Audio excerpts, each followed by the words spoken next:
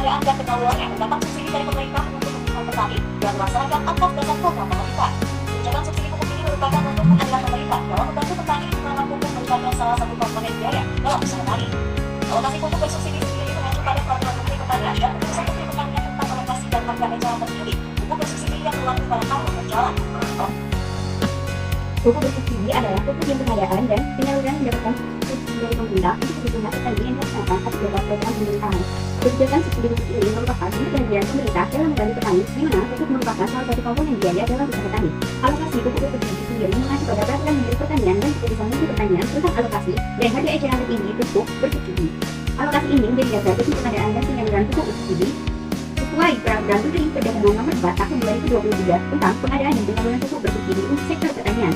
Oleh karena itu, Direktur Jenderal Sarana dan Prasarana Pertanian dalam Workshop Transformasi Kebijakan Pupuk Subsidi menyebutkan kriteria penerima pupuk bersubsidi yang mengacu pada peraturan Menteri Pertanian Nomor 10 Tahun 2022 tentang cara penetapan alokasi dan harga eceran tertinggi pupuk bersubsidi di sektor pertanian. Adapun luas lahan yang diusahakan oleh petani penetapan alokasi dan harga eceran tertinggi pupuk bersubsidi di sektor pertanian. Luas lahannya yaitu paling luas 2 hektar setiap musim tanam dan diusahakan petani kecil yang merupakan tindakan di lahan yang paling luas 0,5 hektar. Jadi akan ada beberapa kluster atau kriteria petani kecil atau petani miskin dalam rangka kita melindungi petani-petani miskin. Banyaknya pupuk subsidi yang tidak tepat sasaran, maka kita akan memberikan solusinya, yaitu yang pertama, agar pemberian pupuk bersubsidi tepat sasaran, maka penempatan petani sasaran penerima subsidi harus lebih transparan. Selain itu, perlu dilibatkan kelompok tani di tingkat bawah untuk selanjutnya dibuat database dan diberi tanda penerima yang berhak, seperti kartu tani misalnya. Perlunya penguatan kapasitas lembaga dan sumber daya manusia. Pengawas pupuk di tingkat daerah pemerintahan perlu membayar subsidi ke perusahaan pupuk dengan tepat waktu agar likuiditas perusahaan tidak terganggu sehingga produksi pupuk terjamin.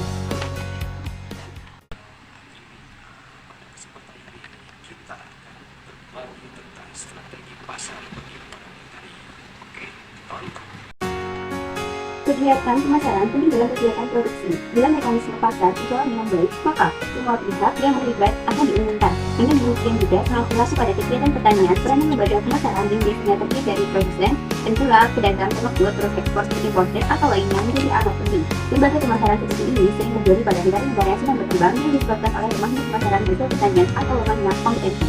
Pasar yang sempurna akan menentukan mekanisme pasar karena barang pertanian umumnya didasarkan oleh sifat reproduksi musiman atau besi garapan atau big-bell, mudah rusak, jumlahnya banyak tetapi nilainya relatif sedikit. Nah, maka ciri-ciri ini akan mempengaruhi mekanisme pasar dalam proses pemasaran. Oleh karena itu, sering sekali harga produksi pertanian yang dipasarkan menjadi naik turun secara tajam. Dan kalau saja produksi pertanian tersebut turun, maka yang akan dirugikan adalah pihak petani atau biasa disebut produsen. Karena terjadinya hal semacam ini, petani memerlukan kekuatan entah sendiri atau berkelompok dengan yang lain untuk melaksanakan pemasaran. Nah, petani biasanya memerlukan uang yang sangat cepat mungkin untuk membayar utang, biaya sekolah, dan lain sebagainya.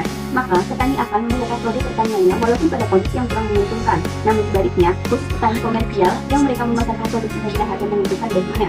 Namun ada pula yang dijumpai adanya petani menjual hasil pertanian karena adanya peraturan yang mengharuskan, walaupun kondisi harga tidak begitu menguntungkan. Pada kenyataannya, di antara pelaku pemasaran posisi produsen atau petani adalah yang paling lemah. Petani sering dirugikan dan tidak mempunyai nilai tawar terhadap produknya karena sering selisih harga dan berlaku pada konsumen yang sangat tinggi dibandingkan jumlah pendapatan petani. Dari penjualan produknya yang dapat diterima oleh petani menurut beberapa kajian hanya sebesar 47,5% dan sisanya dinikmati oleh atau diambil oleh para pelaku lembaga pemasaran tersebut. Hal ini dikarenakan rantai pemasaran yang sangat panjang di mana banyak pelaku lembaga pemasaran yang terlibat dalam rantai pemasaran tersebut. Akibatnya akan terlalu besar keuntungan pemasaran yang diambil oleh para pelaku pemasaran.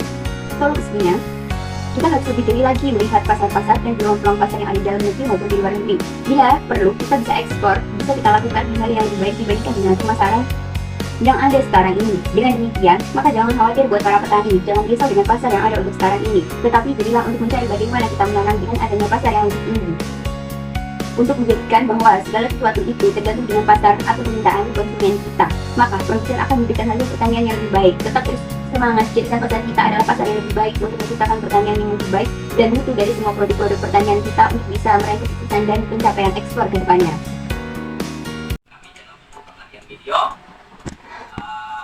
Pada video kali ini kita akan membahas tentang fungsi kelompok tani. Karena sangat erat kaitannya dengan penyuluh pertanian kelompok tani. sebagai pelanggan usaha jika petani masih dari ekonomi mampu dan nilai tambah dari para usaha petaninya. Karena itu, mendukung pemberdayaan petani semakin banyak untuk menjaga petani untuk melakukan kegiatan tidak hanya menyangkut bantuan akan tetapi juga terkait cara menggunakan teknologi bisnisnya. Pusat pilihan pertanian, data pilihan pertanian, dan pengembangan sumber daya manusia pertanian, Kementerian Pertanian melalui program Strategic Trade Unit Model New Investment and Urban Rehabilitation Project berupaya untuk meningkatkan pendapatan petani berbasis peningkatan skala usaha dengan melakukan penelitian kembangkan lembagaan ekonomi petani melalui pengembangan inovasi teknologi dan teknologi budaya kemitraan. Sehingga pelaku usaha ekonomi perlu dikembangkan secara masif karena itu pengembangan lembagaan ekonomi pertanian harus melibatkan para pengusaha petani untuk lebih wira usaha dan menganalisa terhadap cara pelaku usaha di sekitarnya untuk bergabung dalam organisasi kelembagaan ekonomi petani yang tidak akan berjalan dengan baik jika tidak bisa dikembangkan. Diharapkan mengakses pasar terus apalagi mengembangkan usahanya dan seterusnya. Kelembagaan petani ini mulai dari ketuanya sampai anggotanya, kemudian keduanya apa manajemen pengelolanya itu.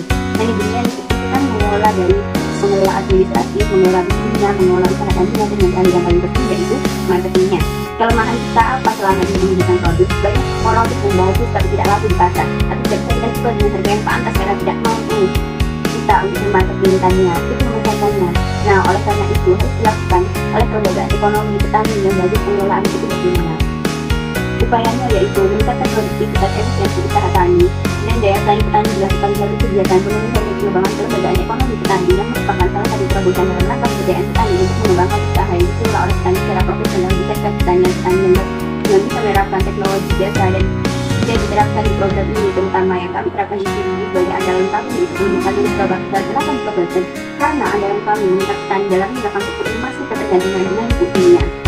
Mikobakter adalah solusi mengganti pupuk kimia ke depannya. Diharapkan petani bisa menerapkan budaya petani dengan ramah lingkungan, meningkatkan peran petani muda dalam mendukung pengembangan usaha sektor pertanian ini tidak lepas dari peran dari penyuluhan pertanian untuk bersama-sama melakukan